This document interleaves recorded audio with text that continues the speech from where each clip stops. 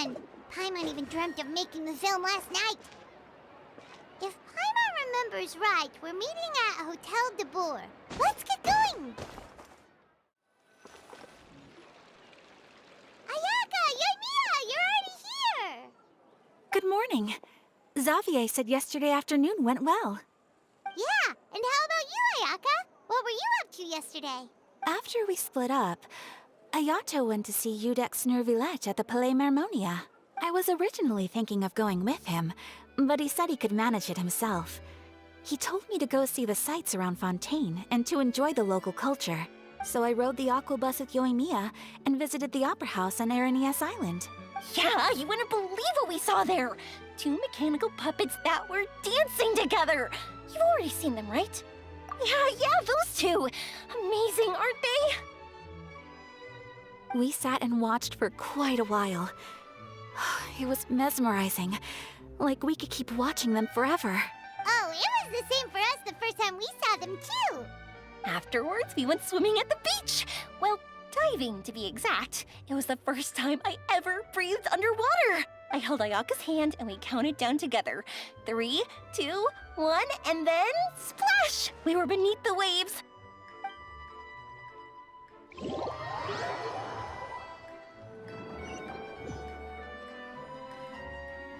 At first, I didn't dare to open my mouth. But once I couldn't hold my breath any longer, I decided to take a big breath in. Turns out the water wasn't as salty as I imagined. It didn't really taste like anything at all. Before I knew it, I was breathing like normal down there. It was an amazing feeling. Ayaka said I was too nervous and needed to loosen my grip. She got used to everything way faster than I did. I knew that the Traveler could do it, so I had no doubt we could do it too. That helped me feel at ease as soon as we dove in. The underwater world in Fontaine truly is beautiful. I love seeing the romaritime flowers blossoming underwater, like little candles lighting up the streets at night. Yeah, and there were so many creatures that we've never seen in Inazuma. Like those fish that shimmer like a sword blade. Whoosh! Oh, and those big fish that call when they see people. Ooh. Oh, you mean Hunter's Rays and Blubber Beasts! I just love the name Blubber Beast. Just wait till Pops and the others hear about this. They probably won't believe a word I say.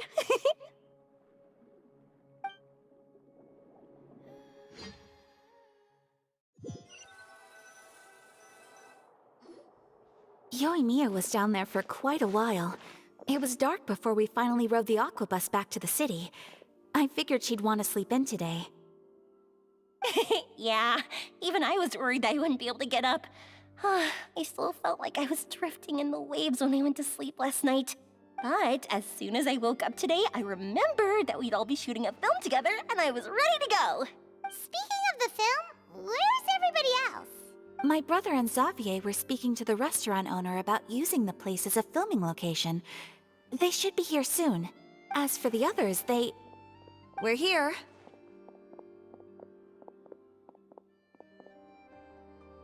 Please excuse my tardiness. I just finished the Special Patrol's 6-mile morning jog. Wait, 6 miles? I'm so tired. I heard you all chatting, so I decided to come down. I sure could use some of that endless energy everyone else has. Good morning, everyone. Morning. Can someone fetch me a cup of coffee? More milk, hold the sugar. Sure. I'd be happy to do that for you. No, you can't go anywhere. Please, have a seat over here so I can get started on your makeup. Ugh, the last thing I want is coffee stains on my costumes. I can get the coffee. It's the perfect job for an assistant.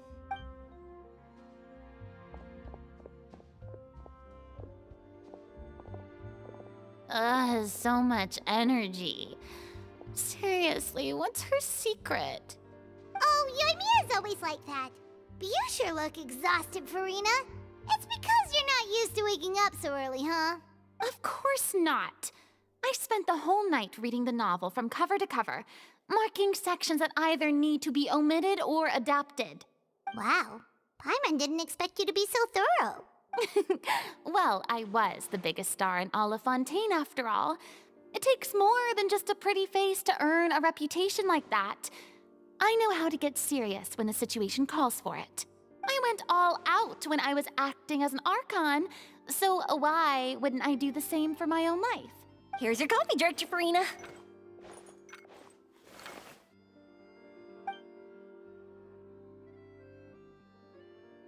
Oh, thank you. The sound of being called director and the aroma of coffee feels almost as refreshing as hearing the birds chirping in the morning. Ah, it seems everyone has managed to arrive on time.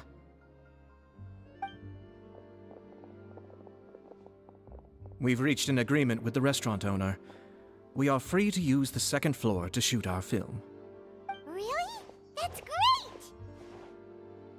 He is really looking forward to our film, and hopes that providing his restaurant as a filming location will attract more customers.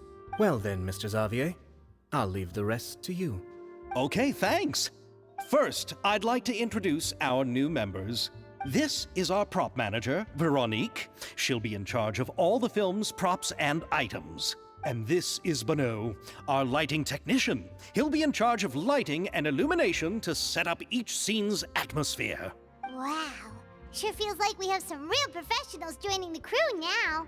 First of all, please allow me to first express my sincerest gratitude to everyone in the crew. When my investor informed me yesterday that he wouldn't be able to provide the funds, I really thought that this was the nail in the coffin for this film. I had no idea that I'd find so many people willing to help me on such short notice. Thank you. Thank you all from the bottom of my heart. No need to be so cordial, Mr. Xavier. We're all honored to be a part of this. Your works made a profound impression on me when I saw them back in Inazuma. I am sure that someday, this film will be remembered as a prime example of cultural exchange between Fontaine and Inazuma. Yes, the story is the reason I agreed to join.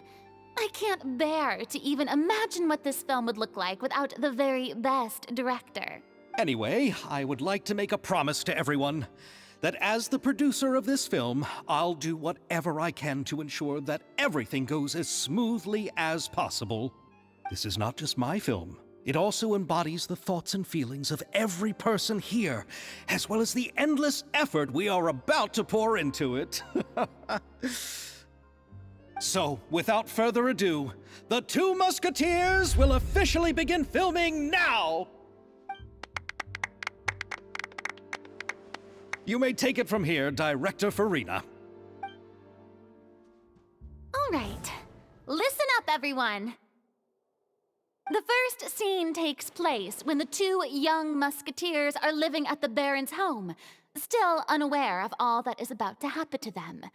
We'll need props and lighting to set the scene. Our lead actors can go get their makeup done, and extras, please take this time to go over your positions. Whoa. Seems Farina's really kicking things into gear as the director. Is everyone clear? I don't want anyone traipsing around the set like umbrella finches. All right, cameras will start rolling as soon as the set is ready. Let's make a film that'll make some serious waves in Fontaine. Not the kind of waves that drown people. I mean, the good kind of waves. Seems like she's still a bit traumatized by that. Anyway, let's go see if there's anything we can do to help.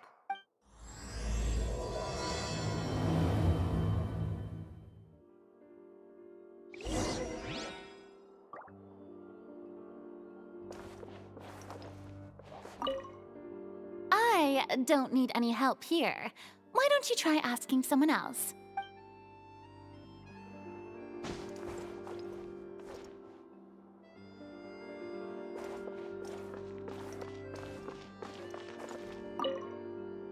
Ah, so this is what a musket looks like. Not exactly.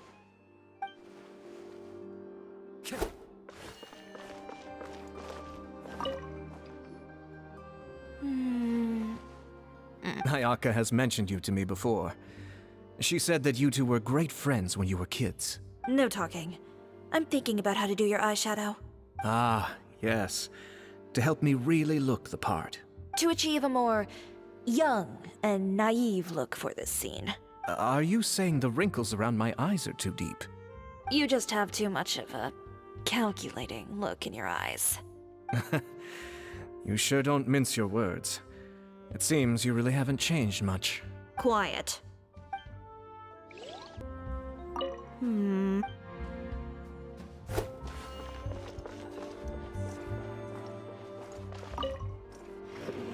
How about here? A little more to the left. You got it. Hey, Ymia, do you need a hand? No, I'm fine. You know, doing the lighting is kind of like designing a fireworks show. It's interesting to imagine what kind of atmosphere the lights will create. I heard that the Traveler will be operating the camera and Paimon will be the clapper loader, right? Those roles are just perfect for the two of you. Really? Is that because it'll be easy for Paimon to hold the clapperboard while flying? Well, sure, there's that, but that's not exactly what I meant. I just think that after all your journeys together, you two must have developed a super close bond and just naturally know how to work with each other. If I'm not mistaken, the director will want the cameras rolling as soon as the clapperboard goes clack. Oh, I see. It's amazing to see the magic behind filmmaking. Yoimiya, we need lights over there, too. Oh, on it! I've got to get back to work. Chat with you later. Oh, it's exciting to see so many people working together to bring the film to life.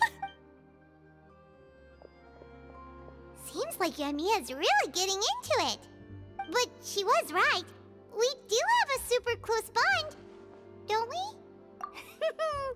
Paimon's really happy to hear that.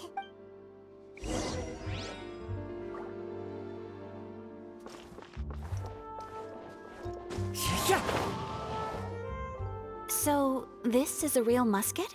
No, it's just a prop weapon. Not bad. Have you seen a real musket before? Only in books and newspapers. I made this one based on the relative shape and proportions I saw in reference images. When we're filming, some special gunpowder will be applied around the muzzle, which will help create the flash and smoke effects of a real gun being fired. Which means it'll be up to the actors to portray the recoil. That's right. The sound effects for gunshots will also be added in post-production. Thank you, Veronique. I think I know where to start now. However, the musket's gears and firing pin could still use some work. Adding some wear on the metallic components will make them appear more realistic. Also, be sure to rub the muskets with some oil each time before we start shooting. That'll give the impression that the firearms have been well maintenanced. Good point. You seem to know a lot, Miss Chevres. I assume you use these types of firearms on a regular basis? Yes, I perform routine maintenance on my weapons every day. Just like we as people need to eat and sleep, muskets need to be cleaned and maintained. I also perform similar care for my sword every day, and familiarize myself with its shape and weight, to the point where it feels like a natural extension of my body. Yes, this way, our weapons will never betray us in the heat of battle. Yes, well said. It seems we have the same philosophy on this topic. Oh, sounds like they found a common interest to talk about. Though these props differ from the muskets I use, I can still give you some pointers. Good. I look forward to your instruction.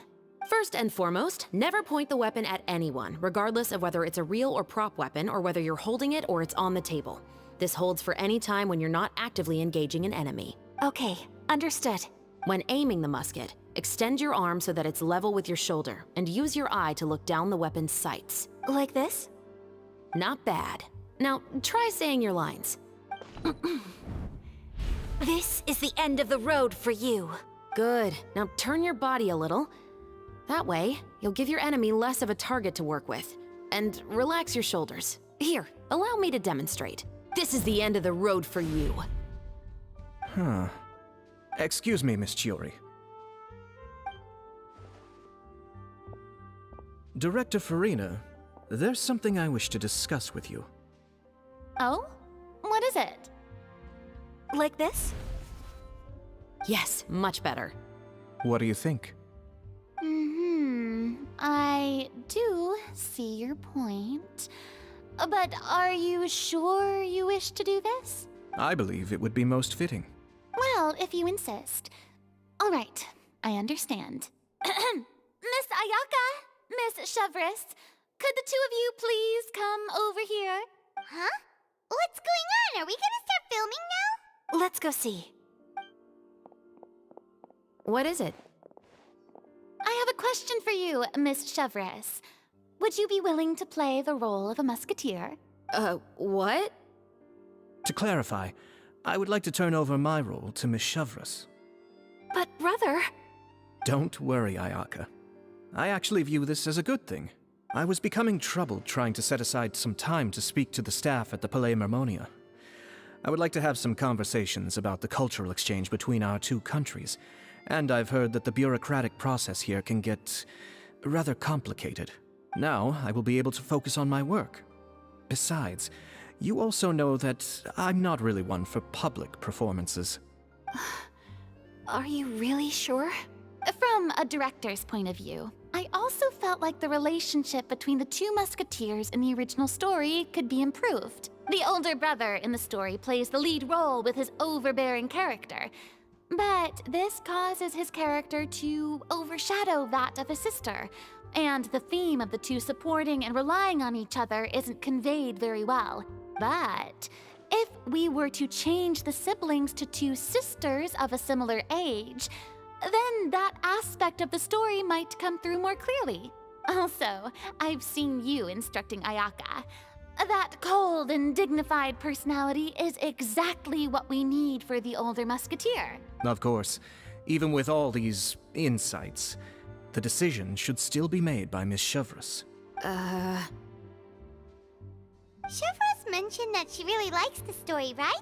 Paimon bets that she'll take the role. All right, I'll take the role. Good. It's decided then.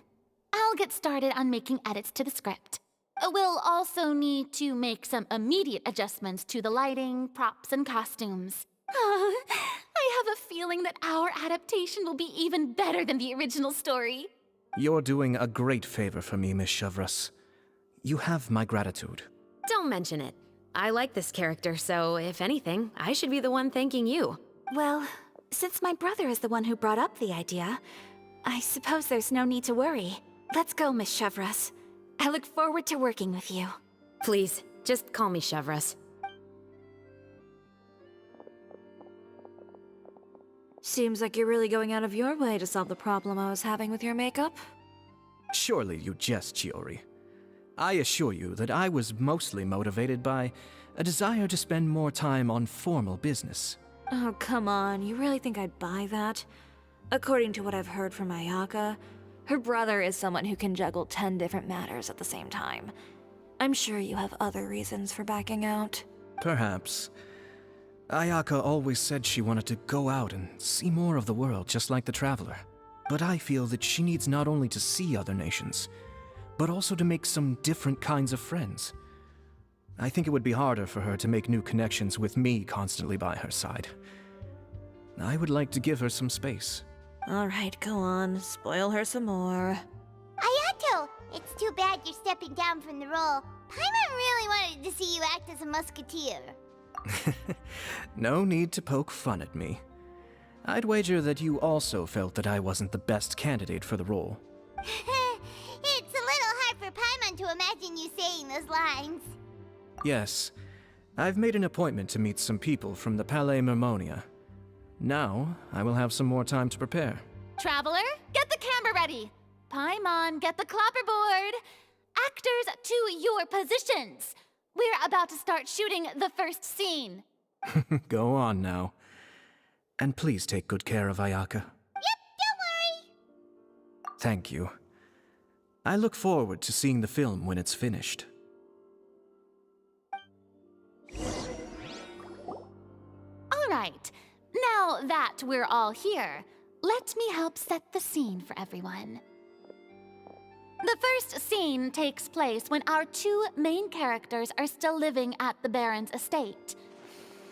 They've been ostracized and verbally abused by others in the household, but they still have no idea why. We want to capture how naive and innocent they are, despite their pain. Chevres will be playing the role of the older sister, Tulip, and Ayaka will be the younger sister, Iris. Be sure to get close-ups of the main characters at the right moment. Silence on the set! Lights, camera, action! Let's go! Tulip, Mother's been out for quite a while now. Perhaps she went to pick some flowers on the way home. You know how she loves flowers. Iris, Tulip! I'm home! Mother! You were out for so long, we were beginning to worry about you. I'm sorry, but I'm back now, safe and sound. Here, I brought your favorite treat, apple turnovers. Mother, what are those bruises on your hand? Huh? What bruises? Oh, I must have bumped into something while I was working yesterday. But I didn't notice them this morning. Then perhaps they're from when I accidentally tripped when I was out just now. By the way, did you have fun playing at home? What's the matter, Iris? Well, we've realized that no one really wants to play with us. They even took Iris's doll and spat at us. And they even called us names. They said we were... Shh. It's all right. Don't worry. Girls, listen to me. It doesn't matter what anyone says. Don't listen to them. No one can define you with such words. You both have wonderful lives ahead of you. Just like your names. You will both blossom like beautiful flowers. Maybe your time to blossom hasn't quite come yet. But one day, you two will bloom more beautifully than anything else. Don't let the soil you're in now ruin your future beauty. Understand? My dear daughters. And cut! Not bad. The actor's emotions were all on point. Let's keep that take. Also, if our clapper loader could avoid shouting at the start of the scene next time. Oh, got it. Great. I was a little worried that my nerves would get the better of me. What about you, Chevros? I felt fine. The lines weren't too difficult at all. Seems like Farina must have adapted the role nicely. You two were great. I couldn't tell it was your first time acting in a film. You should have more confidence. Thank you for your encouragement. Positions, everyone! We'll move on to the next scene after we try a few more camera angles.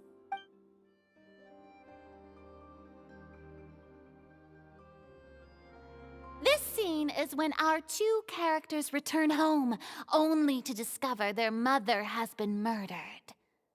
Ready? Lights! Camera! Action! Mother, we're back. Mother?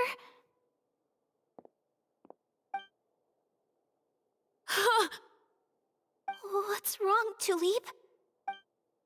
Iris, stay away! Huh? Why? What's... Mother! Mother... She's...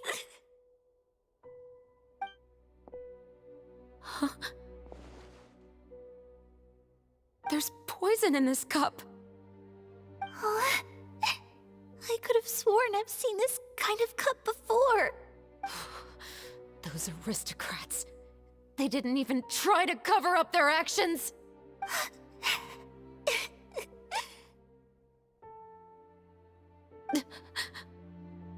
Iris, we need to leave this place. Leave? But now that Mother is gone, where can we even go? Anywhere. All I know is that we can't stay in this house. But are we just going to let them get away with this? We'll have our revenge, I promise you. Just not right now.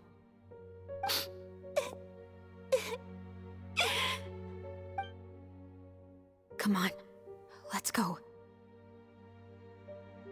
No, wait. We can't just leave Mother here like this. At least let me leave this rose with her.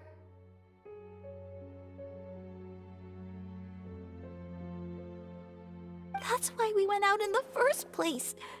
to buy her this flower. All right. Goodbye, Mother. We'll avenge you. Someday. And cut! Beautiful! Great performance!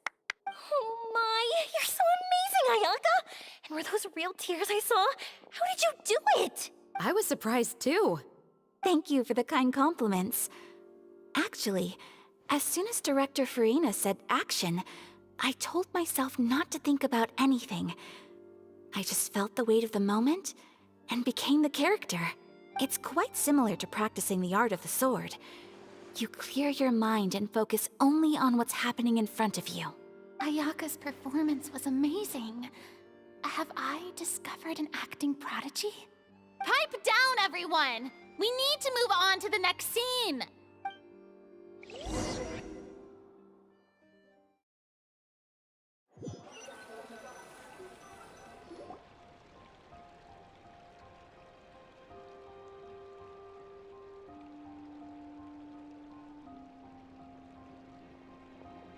Huh?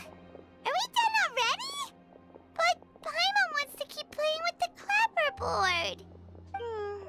How do you feel, Traveler? Is your arm sore from holding the camera all day? Good work, you two. You too, Chevres. You were quite the actress today. I've read this novel many times before. I have a good grasp of my character's mindset. Anyway, do you remember my request from yesterday? Oh, right! We were having so much fun that Paimon nearly forgot! You have a case where the murders seem really similar to the cases in the novel, right? So, how are they similar exactly? In the story, the main characters grow up to become two musketeers, always using their guns to carry out their revenge. And on each of the victims, they place a rainbow rose as a signal that they've returned. Yes, that's correct. We found rainbow roses just like in the novel. Seems like you're connecting the dots now. Oh, that does sound pretty concerning. Especially after seeing the script today. Oh, now Paimon can't stop wondering what kind of ulterior motive the murderer might have. What do you think, Traveler? You're smart. Paimon wants to hear your thoughts. Good. On behalf of Fontaine's Special Security and Surveillance Patrol, thank you for your dedication to justice. There's no time to lose. We should start investigating right away. Follow me. Huh? Right now?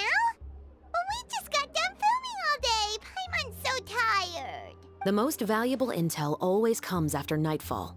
They are like small, remote islands in the middle of the sea. If you don't stay vigilant, you will pass right by them in the fog. That's how one of my favorite books always puts it, at least. So, where are we going right now? Let's start by checking out some workshops that sell mechanical components.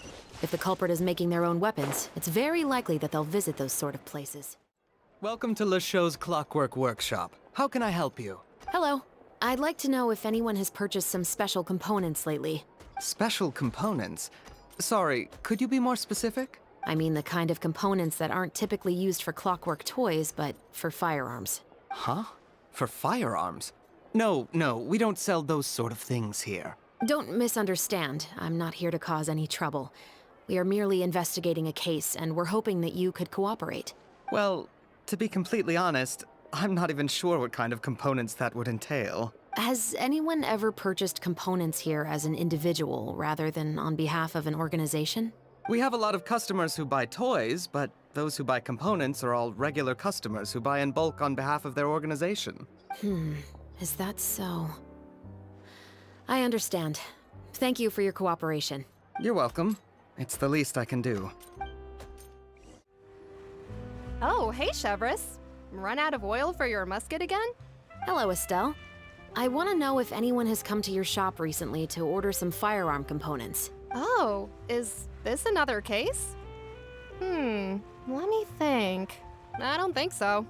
Some people have requested that I make some prop guns for the Fontanalia Film Festival, but I refused all of those requests.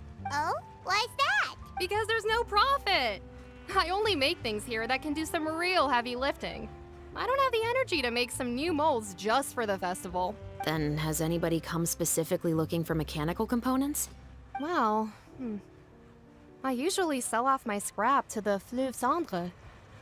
I don't typically give them to one specific person. I understand. Thanks for your cooperation. Don't mention it. Always happy to have the Musketeers' patronage. Seems like we haven't found any leads to go off yet. Yeah, unfortunately. All right, let's head to Fleuve Cendre next. Huh? Are you sure? People might not be so thrilled to see the captain of the Special Patrol there. You think so, huh? Then I guess you don't know Huh? Know what? that I grew up in Fleuve Cendre. What's all this? Some broken planks and barrels, as well as some liquor bottles? Yes, but have a closer look, Paimon. Even though somebody has purposefully tried to clean them up, these are obviously marks from musket bullets. In other words, someone was here trying to improve their shot. They were using the barrels and bottles for target practice. Could it have been the killer? Your guess is as good as mine. Although many people at Fleuve Cendre own guns, few hide the fact from others. And even fewer would go to such lengths to hide markings from practice shots. Anyway, let's go. There might be more to this. It's been a while, Tetro. Please, just get on with your request. I want to know if you've heard anybody talking about muskets lately. Information isn't free, you know. I've heard that bandits have been extremely active in the countryside recently, and they've been affecting the delivery of goods to Poisson. I can allocate some more manpower to help out with that problem. What do you say? You're still as helpful as ever. One of our men got drunk at dinner about a month ago and lost his gun. 3 days later, it turned up in the corner here. What's weird about that? He just forgot where he put it, right? This is Fleuve Cendre, my friend. Anything of value left in the tavern won't ever make it to the next day. But that gun turned out to be an exception. It didn't get any new wear and tear on it, and didn't even appear to have been fired. We were quite mystified as to what could have happened. I suspect it came back because the weapon was already known to the guards. You mean, a criminal was afraid the Marechaussee Phantom would use the shot marks to track them down? Maybe. But if that's the case, the culprit really took great care to avoid getting caught. I didn't say anything about a criminal. In Fleuve Cendre, knowing who was killed is as easy as knowing what clothes you're wearing today. It's the guy living in the east side, isn't it? I've never liked him. Every time he's here, he just orders a drink and sits there with a nasty look in his eyes. So, who was the one who lost the gun in the first place? Don't bother. Even if you ask, he wouldn't admit to owning a gun to some strangers. Not to mention the captain of the Special Security and Surveillance Patrol. He's right. I know you grew up here, Chevres. Even though you're on good terms with the Spina, you've still been gone too long. Not many people know you here now, and a lot of people don't like the Special Patrol. I know. So take my advice and don't show your face too much around here. It's for your own safety. I'll come and go as I please. And I'm afraid I'll be appearing more often due to my work. All right. Don't say I didn't warn you. Hello, I'd like to ask some questions. I don't know anything. Don't worry, I'm not here to arrest anybody. You say that now. It's the truth. Here, take this as my guarantee. Wait, did Paimon just see what she thinks she saw? Is the captain of the Special Patrol bribing a citizen? Seems you're different from the other guards. What do you want to know? Have you heard anything related to muskets in Fleuve Cendre lately? Anything at all? Muskets, huh? All I know is that about 2 weeks ago, we started hearing some loud noises at night. So loud that it's been waking me up. Were they gunshots? Possibly. It's hard to tell around here. Someone's house collapsing, a pipe exploding somewhere, it's all the same. But the noises I'm talking about definitely happened after I fell asleep. Do you know where the noises were coming from? I don't remember clearly. Is it that you don't remember, or that you need to think about it some more? You tell me. Then please, think about it some more. She's giving her even more Mora! The noises came from the end of the Southern Waterway. I came out and had a look for myself when I wasn't sleeping well, but I didn't dare get too close. That's all I know. All right, I'll take your word for it. Thanks for the pâte de fruits.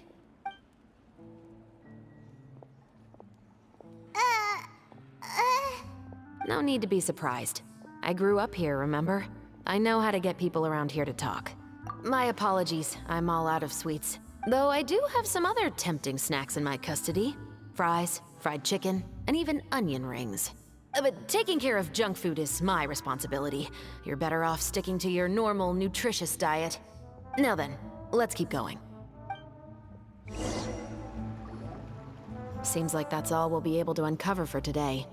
Paimon feels like we managed to learn a lot more here than up on the surface. Yes. Assuming that everything we found is indeed connected to our suspect, then their timeline was probably something like this. A month ago, our suspect found a gun and took it home to disassemble it. Once he'd figured out its mechanics, he brought it back. In the following weeks, he used some parts to create his own makeshift musket, and took it to the Fleuve Cendra for target practice. Then, a few days ago, he found his target and carried out the murder. Once the deed was done, he left a rainbow rose on the body, just like the scene in the novel. That all makes sense to Paimon, but we're still no closer to figuring out the killer's identity. The deceased was a resident of Fleuve Cendra. It's said that he was a poor, solitary man. Yeah, that's also something I'm trying to figure out. If we are indeed following the novel, and there's a story behind the murder, then this murder should be an act of vengeance. But according to our investigation, the deceased didn't have any enemies. He was no saint, but no one's heard of a rival who hated him enough to shoot him dead. Much less care to leave a rose on his body. What message is the killer trying to convey? And to whom exactly? We've thoroughly investigated that possibility. He claims to have spent the whole day at the Opera House on the day of the murder, and the staff there have confirmed his account. Okay, so he has an alibi. Not only that, he lacks a credible motive as well. He has a family of his own, and both of his parents are still alive. I've looked into his records. He was adopted at the age of 6, and all the proper procedures were followed. There are also records of him at an orphanage before then. In the story, the mother of the 2 musketeers was murdered after the children turned 10. Of course, he could have changed the children's ages, but I don't want to assume anything without evidence. More importantly, I've also had a chat with him in person. He didn't seem like the kind of person who would pull the trigger to kill a man. Then, what should we do now? We have all this new information, but it doesn't help us move forward. Investigations take time. I didn't expect us to catch the culprit in just a single day. How about this? Let's spend the next few days filming with the crew. We can continue the investigation once we're done with the film. I'm sure that given time, new leads will present themselves. Wait, but weren't you saying intel is like small, remote islands in the middle of the sea just a moment ago? Wouldn't you just miss them if you were to stop looking? Ah, but the book had more than one reference to the islands, Paimon. Oh? What else did it say then? As long as you spend enough time sailing through the fog, you'll eventually come across an island.